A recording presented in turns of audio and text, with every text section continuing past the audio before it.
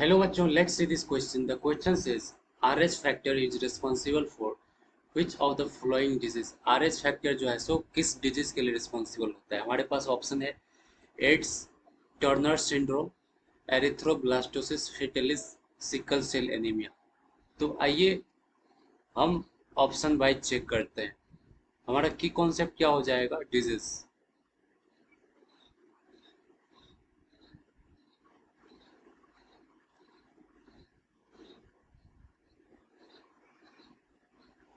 Ads में क्या होता है? एड्स होता है HIV वायरस की वजह से।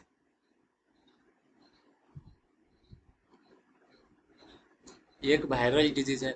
इसमें क्या होता है, इम्यून सिस्टम जो है सो बहुत वीक हो जाता है।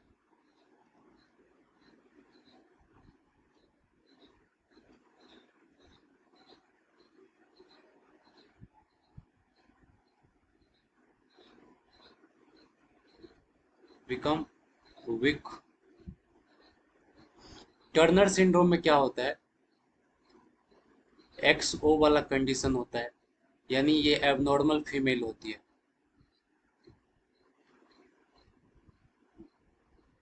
इसके पास क्या होता है? एक ही एक्स क्रोमोसोम होता है और दूसरा क्रोमोसोम होता ही नहीं है, जीरो होता है। सिर्फ और सिर्फ एक ही एक्स क्रोमोसोम प्रेजेंट होता है, तो ये एबनॉर्मल फीमेल होती है। एरिथ्रोब्लास्टोसिस फिटेलिस, तो इसको हम डिटेल में थोड़ा समझेंगे कि ये क्या होता है। तो आइए समझते हैं एरिथ्रोब्लास्टोसिस फिटेलिस को।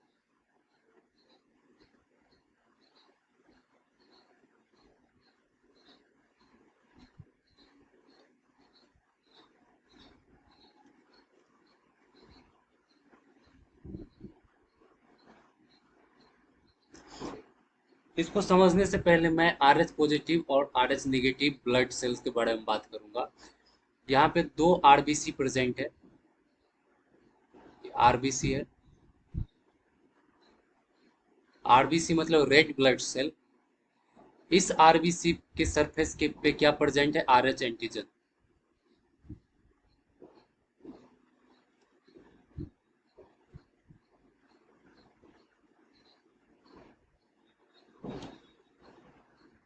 तो ये ब्लड कैसा होगा? ये ब्लड सेल कैसा होगा? RH पॉजिटिव होगा, क्योंकि उसके ऊपर क्या है? उसके सरफेस पे RH एंटीजन प्रेजेंट है, तो ये होगा RH पॉजिटिव। इस RBC के सरफेस पे RH एंटीजन एब्सेंट है।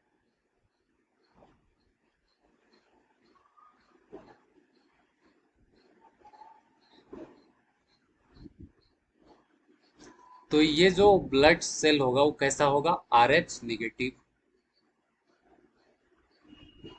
तो एरिथ्रोब्लास्टोसिस फिटेलिस के केस में क्या होता है कि एक वोमैन होती है। मैं डायग्राम के थ्रू इसको समझाने की कोशिश करता हूँ। ये एक वोमैन है।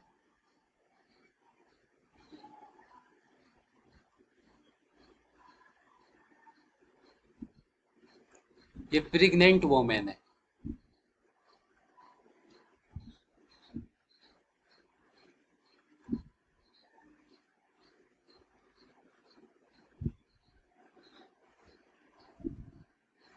ये प्रेग्नेंट वोमैन है। इसके पेट में क्या है? बच्चा है एक।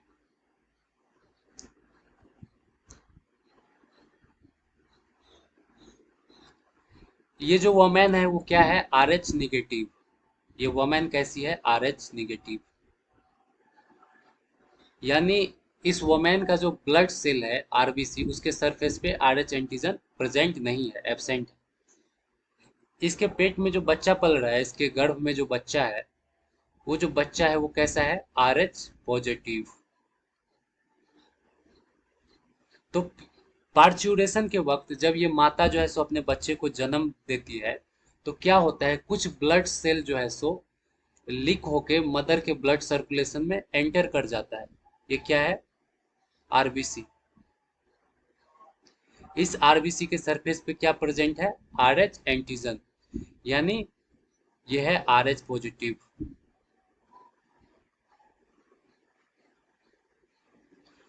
तो जैसे ही ये मदर के ब्लड सर्कुलेशन में ये RBC एंटर करेगा, तो मदर पहले से क्या है? RH निगेटिव, यानी उसके ब्लड के सरफेस पे कोई RH एंटीजन प्रेजेंट नहीं है।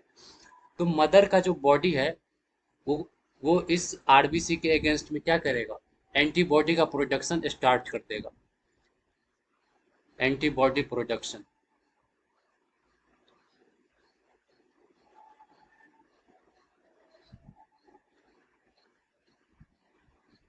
एंटीबॉडी का प्रोडक्शन होगा और क्या होगा, ये आरबीसी का सेल जो है सो इसको किल कर दिया जाएगा। और वो एंटीबॉडी जो प्रोडक्शन हुआ है एंटीबॉडी का, वो एज ए मेमोरी स्टोर हो जाता है, एज।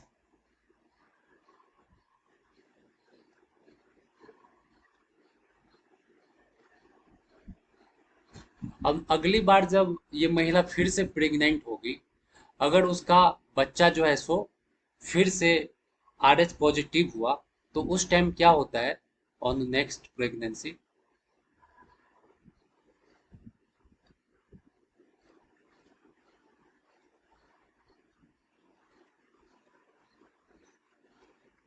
अगर उसका बच्चा आरएच पॉजिटिव हुआ तो एंटीबॉडी एंटीबॉडी जो पहले से प्रोडक्शन हो चुका है, वो प्लेसेंटा के थ्रू उसके फीटस में क्रॉस कर जाएगा।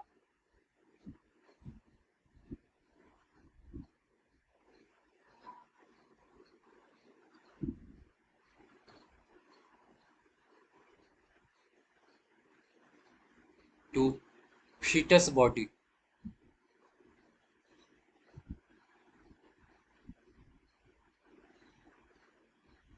Through placenta.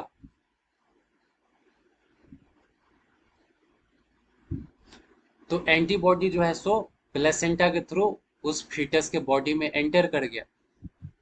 तो अब क्या करेगा, ये एंटीबॉडी जो है सो फीटस के आरबीसी को जो है सो किल करने लगेगा, डिस्ट्रॉय करने लगेगा। इस उसके वजह से क्या हो सकता है, उस फीटस का डेथ भी हो सकता है, डेथ भी हो सकता है। तो यही क्या है, एरिथ्रोब्लास्टोसिस फीटलिस। तो अब आइए हम चलते हैं ऑप्शन पे। तो एरिथ्रोब्लास्टोसिस फीटलिस किस से रिलेटेड है, आरएच फैक्टर से।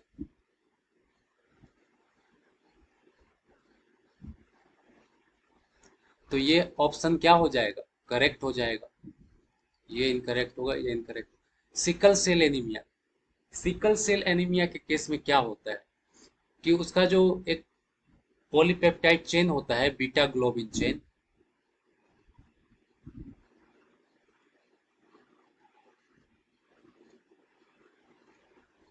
उसके सिक्स्थ पोजीशन पे क्या होना चाहिए था, ग्लूटामिक एसिड।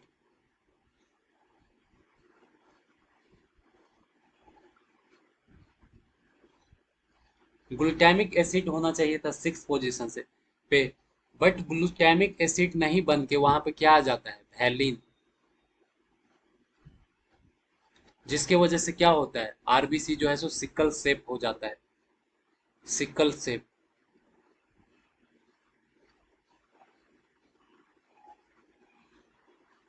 तो इसके वजह से क्या होता है, ब्लड के फॉलो में प्रॉब्लम आती है, ब्लड। तो ये ऑप्शन हमारा इनकरेक्ट हो जाएगा, क्योंकि आरएच फैक्टर जो है सिकल सेल एनीमिया से रिलेटेड नहीं है। तो इसलिए हमारा ऑप्शन सी जो है सो करेक्ट हो जाएगा। So the final answer is option C, erythroblastosis fetalis. I hope you understood it well. Best of luck.